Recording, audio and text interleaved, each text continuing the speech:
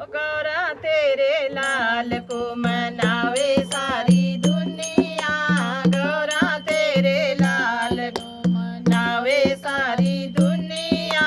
गौरा तेरे लाल को मनावे सारी दुनिया। मनावे सारी दुनिया। मनावे सारी दुनिया।